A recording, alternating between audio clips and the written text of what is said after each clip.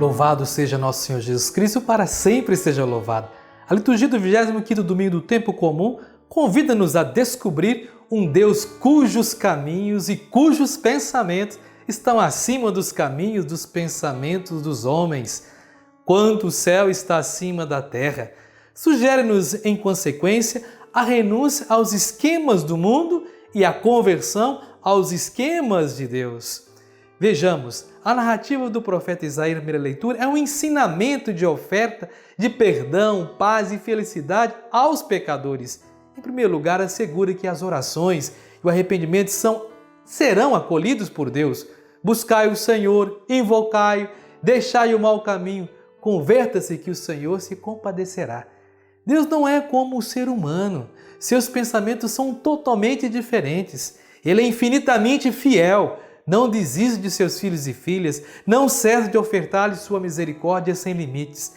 Ao contrário, o ser humano desiste de Deus, trilha outros caminhos, bem diferentes daqueles propostos pelo Senhor. Veja, converter-se é mudar de mente, é voltar os caminhos para o Senhor, mas voltar a Ele não porque houve total compreensão dos seus projetos, e sim porque Ele é soberano, é misericordioso. A vida humana só tem sentido no relacionamento com Deus. E quando os seus caminhos são difíceis de entender e trilhar, resta, acima de tudo, perseverar no amor, na fidelidade.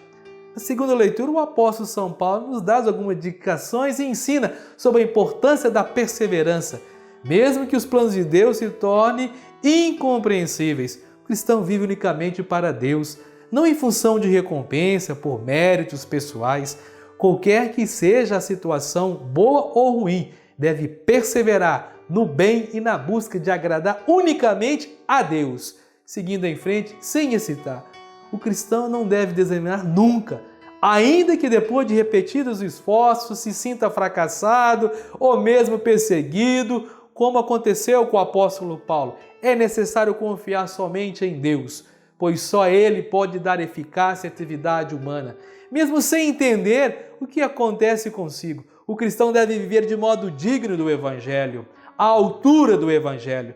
No texto do Evangelho, Jesus continua seu ensinamento sobre as atitudes necessárias para viver numa comunidade cristã e ser assim seus discípulos, seus missionários, que significa ser uma pessoa bondosa, do bem, para que acima de tudo possa viver verdadeiramente o amor de Deus.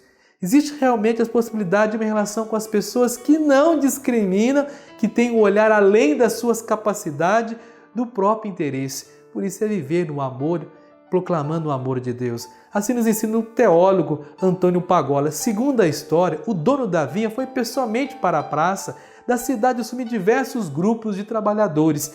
Em diferentes momentos do dia, surpreendentemente, embora os trabalhadores tenham levado adiante os trabalhos bastante desiguais na vinha, o proprietário paga a todos com 1 denário, quantia considerada suficiente para uma família de camponeses na Galileia a viver um dia. E continua, o patrão não fica pensando nos méritos de um ou de outro, mas quer que todos possam jantar naquela noite. Através dos últimos textos que lemos, cada domingo Jesus está nos apresentando um Deus que não age segundo os nossos critérios. Sua boa notícia é surpreendente, é muito maior do que aquilo que podemos pensar. Traz um estilo de vida inesperado e até impensável. O atuar de Jesus comporta uma misericórdia sem limites. Não se adequa à mentalidade dos que pensam que por agir mais tempo recebem mais dinheiro. São os que têm ciúmes da bondade de Deus. Dos empregados que foram contratados pela manhã cedo, os primeiros Jesus recebe seu protesto. Diante disso, sua resposta é bem precisa. Não tenho liberdade de fazer o que quero com as minhas coisas? Ou você está com inveja porque sou generoso? Nesta parábola, Jesus apresenta um patrão que tem um olhar sobre as pessoas, não limitado por uma diferença no salário entre os que trabalham desde cedo e os contratados quase ao final da tarde. Não há injustiça na atitude do patrão. Ele oferece a cada um o que foi combinado. Manifesta uma bondade que excede nossos critérios de justiça. todas as pessoas contratadas recebem 1 denário, o dinheiro necessário para viver para além do tempo trabalhado. Jesus deixa claro que no reino de Deus, os princípios que regem são outros. Há uma justiça dirigida pela bondade, pela preocupação por cada pessoa, que todos e todas têm a mesma oportunidade. Possivelmente na comunidade de Mateus, para os judeus que ao longo de sua vida foram fiéis cumpridores das normas prescritas pela lei, supostamente consideravam que tinha mais mérito que os pagãos. Estes últimos não podiam receber os mesmos benefícios. Nessa narrativa, Jesus manifesta uma justiça que não é a justiça que responde a uma equidade da retribuição recebida com o trabalho realizado. Está muito acima disto. Revela um amor além do mérito de cada um e de cada uma. Sua salvação é gratuita, mas acima de toda capacidade, aptidão, competência realizada. Como disse o profeta Isaías, os meus projetos não são os projetos de vocês, e os caminhos de vocês não são os meus caminhos. Isaías 55:8.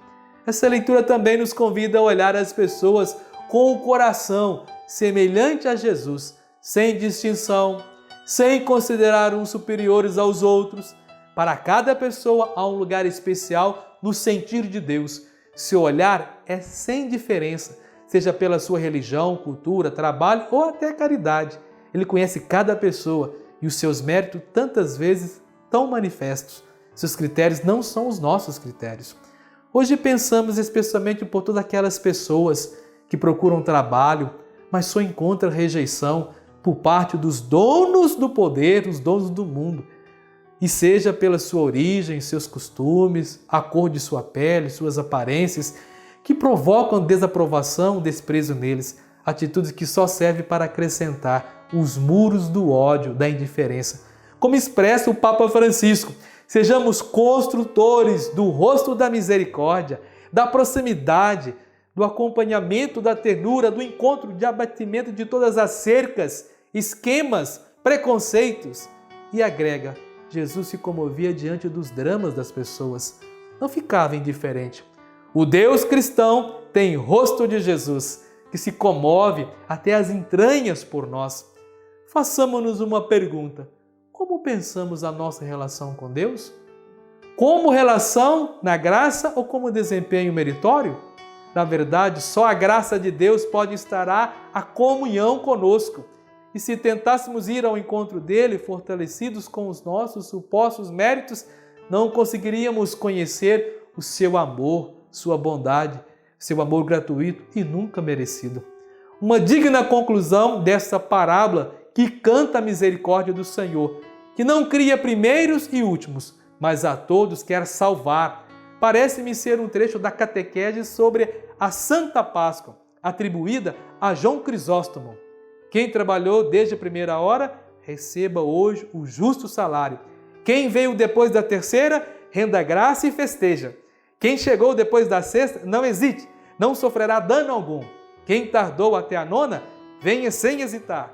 Quem chegou apenas na 10ª, não tema pelo seu atraso. O Senhor é generoso, acolhe o último como o primeiro, concede o descanso a quem chegou na 10ª hora. Assim como quem trabalhou desde a primeira, faz misericórdia ao último e serve ao primeiro. Que a misericórdia infinita do Senhor, que nos é dada de modo totalmente gratuito, seja compartilhada entre nós, todos os seus amados e amadas, sem fazer qualquer comparação, mas entrando na sua lógica, que nos foi revelada de uma vez por todas por Jesus Cristo. Vocês receberam de graça, deem também de graça. Mateus 10:8. Caros amigos e amigas, convido você a compartilhar essa homilia com seus amigos nas redes sociais. Vamos juntos evangelizar. Inscreva-se no nosso canal do YouTube, dê seu like, comente, compartilhe. Sejamos homens e mulheres do bem, comprometidos com a palavra, com o evangelho de nosso Senhor Jesus Cristo. E que Deus, na sua misericórdia, nos abençoe de sempre. Ele que é Pai, Filho e Espírito Santo. Amém.